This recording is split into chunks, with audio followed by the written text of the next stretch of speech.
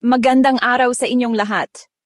Andito na naman si Estela para magbigay ng impormasyon na baka kahit papaano ay makapagbigay sa inyo ng kaunting ideya o dagdag kaalaman.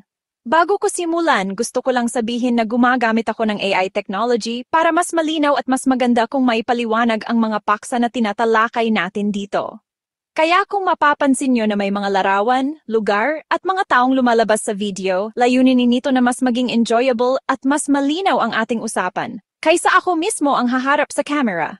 Huwag kayong mag-alala dahil ako pa rin ang nagsasaliksik, gumagawa ng script, nag-e-edit at pumubuo ng buong video para maibahagi ko sa inyo ang pinakamahalagang impormasyon.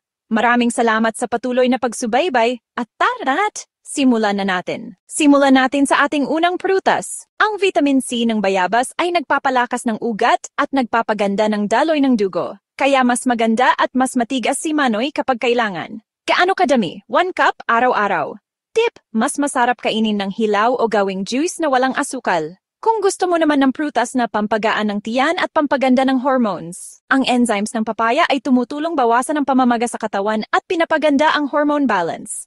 Kapag tama ang hormones, mas active si Manoy at mas ganado ka. Gaano kadami? 1/2 cup araw-araw, best sa umaga para maayos ang digestion. Para sa mga mahilig sa matamis, ito ang classic favorite. Mayaman sa vitamin A at C na mahalaga para sa tamang produksyon ng testosterone. Kapag normal ang testosterone, mas mataas ang drive at mas mabilis umaksyon si Manoy. Gaano kadami? 1 maliit na mangga kada ibang araw. Reminder! Limitahan kung mataas ang blood sugar. Kung gusto mo ng prutas na refreshing at pampasigla, may bromelain na nagpapaganda ng daloy ng dugo. Kapag maganda ang circulation, mas mabilis at mas matagal na nanatili si Manoy sa full power mode. Gaano kadami? 1 to 2 slices kada araw. Tip, huwag sa empty stomach kung sensitive ang tiyan. Isa naman sa pinakamadaling hanapin at kainin, mataas sa potassium at vitamin B6, nakakatulong sa maayos na blood pressure at energy levels. Good circulation, good performance ni Manoy. Gaano kadami? 2 piraso araw-araw, pwede bago mag-ehersisyo. Kung gusto mo ng mabilis at mura na pampalakas, pinapataas ang nitric oxide sa katawan. Ito ang natural na susi para dumaloy ang dugo papunta kay Manoy. Resulta, mas matatag na performance. Gaano kadami? 2 o 3 piraso kada araw, gawing juice na may konting honey. Kung trip mo ng medyo kakaibang prutas na bihira makita, mataas sa antioxidants na nagpoprotekta sa ugat at nagpapaganda ng sirkulasyon. Mas healthy ang ugat, mas laging ready si Manoy.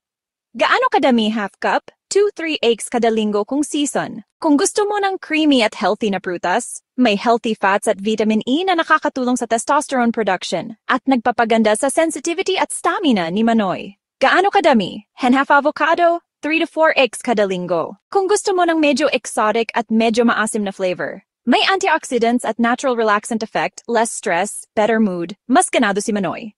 Gaano kadami? 1 cup pulp, 1 tubes kada linggo. Reminder, limit kung mababa ang BP. At syempre, huwag nating kalimutan ang pambansang merienda, energy booster at may magnesium para maayos ang muscle function at daloy ng dugo. Gaano kadami? 1 o 2 piraso bilang merienda, ilang beses kada linggo. Hindi kailangan lahat sa isang araw. Mas maganda kung pa-rotate ang prutas kada araw para iba-ibang nutrients. Halimbawa, Lunes, guavas, banana, Martes, papaya plus calamansi, Miyerkules, pineapple, avocado, at ulitin ang cycle buong linggo. Kailan makikita ang resulta?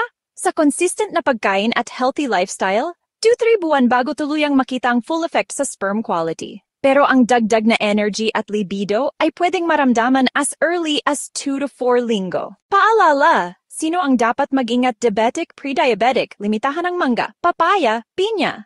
May acid reflux, iwasan ang sobrang calamansi at pinya sa empty stomach. Mabuwag sobra ang gyabano. May allergy. Kung allergic sa latex, mag-ingat sa papaya at saging. Kung nagustuhan ninyo ang topic na ito, humihiling lang po ako ng kaunting pabor na i-like, i-share at i-subscribe ang aking maliit na channel. Hanggang sa muli, ingat kayong lahat!